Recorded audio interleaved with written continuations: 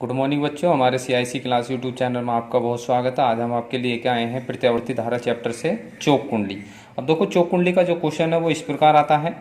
चौक कुंडली का कार्य सिद्धांत समझाइए तथा चौक कुंडली में बाढ़हीन धारा के महत्व को समझाइए। बाढ़हीन धारा क्या होती है? बाढ़हीन धारा का हम अलग वीडियो बनाई है हमने, उसको डिस्क्रिप्शन में आपको लिंक दे देंगे, आप लोग उसमें देख सकते हैं बाढ़हीन धारा क्या होती है। सबसे पहले आते हैं इसमें हम चौक कुंडली। सबसे पहले हेडिंग लिखेंगे चौक कुंडली। चौक कुंडली क्या होती है? देखो, चौक कुंडली एक ऐसी युक्ति है जो प्रत्यावर्ती धारा में बिना विद्युत हर्ष के धारा की प्रबलता कम कर देती है। यानी कि प्रत्यावर्ती धारा एक ऐसी युक्ति होती है जो प्रत्यावर्ती धारा परिपथ में बिना विद्युत हर्ष यानी कि विद्युत धारा के या विद्युत ऊर्जा के हर्ष हुए ही उसकी प्रबलता को कम कर देती है। अब देखो, अब आते हैं इसकी रचना पे। ये हमने एक चौक कुंडली बना रखी है। अब देखो, इसकी रचना करते हैं हम। रचना के लिए क्या करते हैं हम, यहाँ लिखा हुआ हमने, नर्म लोहे के पतली क्रोड पर तांबे के मोटे विद्युत तारों को बड़ी संख्या में पास पास लपेटकर एक कुंडली बनाई जाती है, जिसे चौक कुंडली कहते हैं। क्रोड को कुंडली के अंदर आगे पीछे खिसकाया जा सकता है। देखो, जैसे हमने ये चौक कुंडली बना रखी है, ये चित्र बना रखा हमने, एक ये है। देखो, ये प्रैक्टिकल के रूप में हम बता रहे हैं। ये क्या, हमने एक चौक कुंडली है जो मोटे तारों की हमने किसी भी एक पेन के ऊपर लपेट ली है। पेन क्या है हमारे पास? पेन को हम क्या ले लेते हैं, एक नर्म लोहे की पतली क्रोड ले लेते हैं। ठीक है। अब देखो, इसी की तरह है जो हमने इसकी रचना लिखी है। नर्म लोहा पेन हो गया, नर्म लोहे के पतली क्रोड पर तांबे के मोटे तारों को बड़ी संख्या में, क्या है बड़ी संख्या मतलब अधिक फेरे हैं। क्या है ये? अधिक फेरे हैं। अधिक फेरे में लपेटकर एक कुंडली बनाई जाती है, पास पास लपेटकर, जिसे हम क्या कहते हैं, एक चौक कुंडली कह देते हैं। अब कुंडली के अंदर क्या है, ये क्रोड क्या होती है, आवश्यकता अनुसार आगे पीछे हो सकती है। आवश्यकता अनुसार क्यों करते हैं इसे आगे पीछे? कि ये क्या होती है, धारा की प्रबलता को कम या बढ़ा देती है। जैसे हम प्रबलता बाहर निकालेंगे तो प्रबलता कम हो जाएगी, अधिक हो जाएगी। जैसे इसको चौक कुंडली को अंदर लेके जाएंगे, उसकी प्रबलता क्या हो जाएगी, कम हो जाती है। जिससे कि हमारे पास जैसे ये बल्ब लगा हुआ देखो, अब मान लेते हैं ये हमारे पास चौक कुंडली है, ये हो गई ठीक, इसमें बल्ब लगा हुआ है। जब हम इसको, ये कोई प्रत्यावर्ती धारा स्रोत है जिससे क्या है, इसमें धारा को हम प्रवाहित कर रहे हैं। मान लेते हैं धारा आई प्रवाहित हो रही है।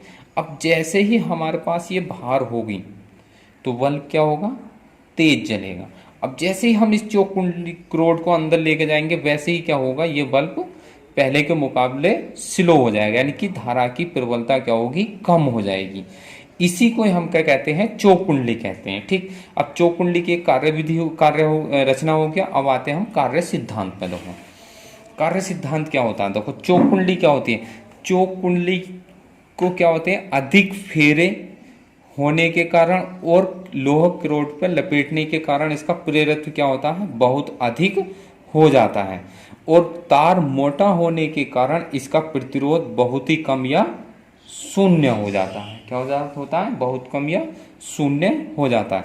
मान लेते हैं किसी भी कुंडली का, जो हमारे पास कुंडली है ये, इस कुंडली का प्रेरत्व L तथा प्रतिरोध R है। तब परिपथ की प्रतिबाधा Z बराबर कितनी होती है, R स्क्वायर प्लस XL²। ये क्या है, RL परिपथ है। ये कौन सा है, RL या LR परिपथ बोल देते हैं। इसका भी डिस्कशन में आपको लिंक दे देंगे, उसमें आप देख सकते हैं कि ये कैसे प्रूव किया जाता है, और बोर्ड एग्जाम में आ भी जाता है। ये परिपथ 4-5 परिपथ होते हैं, उन सबको परिपथों को हमने अलग अलग वीडियो में आप लोगों को डिस्कशन में दे देंगे।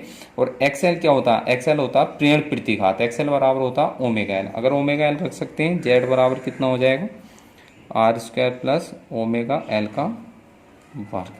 ये प्रतिघात हो गया, प्रतिघात या प्रतिबाधा बोल देते हैं हम इसको, प्रतिबाधा या प्रतिघात भी बोल देते हैं इसे। अब हम जानते हैं कि औसत शक्ति क्या होती है। देखो,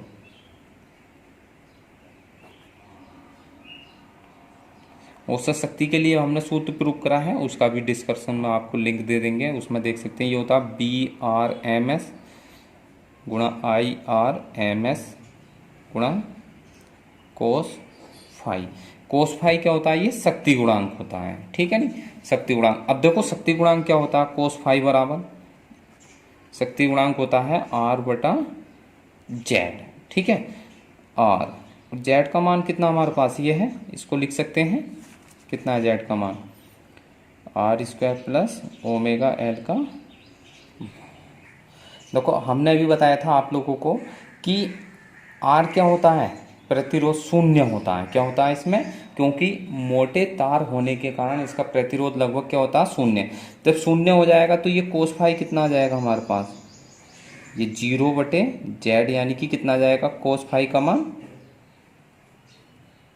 0 हो जाएगा। क्या हो जाएगा, शून्य। तो यहाँ पे लगा देंगे शून्य, तो औसत शक्ति कितनी हो जाएगी हमारे पास, औसत शक्ति P बराबर BRMS गुणा IRMS गुणा शून्य, यानी कि P बराबर कितना हो गया, शून्य हो गया।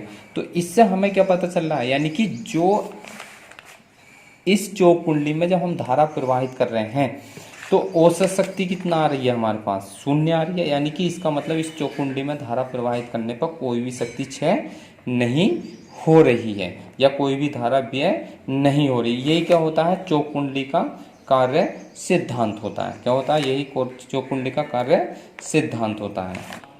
देखो चौक कुंडली के प्रयोग बताते हैं हम आप लोगों को। चौक कुंडली का प्रयोग जो होता है अधिकतर प्रत्यावर्ती धारा परिपथों में ही किया जाता है। दिष्ट धारा परिपथों में चौक कुंडली का प्रयोग नहीं किया जाता है, क्योंकि दिष्ट धारा में जो होता है कोणीय वेग का मान कितना होता है, शून्य होता है। इसलिए चौक कुंडली का प्रयोग दिष्ट धारा क्या बोलते हैं, दिष्ट धारा में नहीं किया जाता। सिर्फ क्या किया जाता है, प्रत्यावर्ती धारा परिपथ में ही चौक कुंडली का प्रयोग किया जाता है।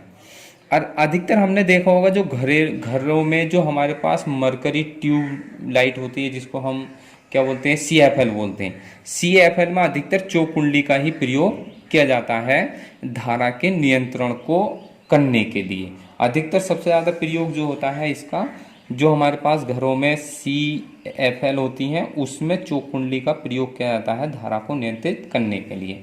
ठीक, इस वीडियो में हमने आप लोगों को बताया कि चौक कुंडली क्या होती है, चौक कुंडली का कार्य सिद्धांत, रचना और उसके उपयोग।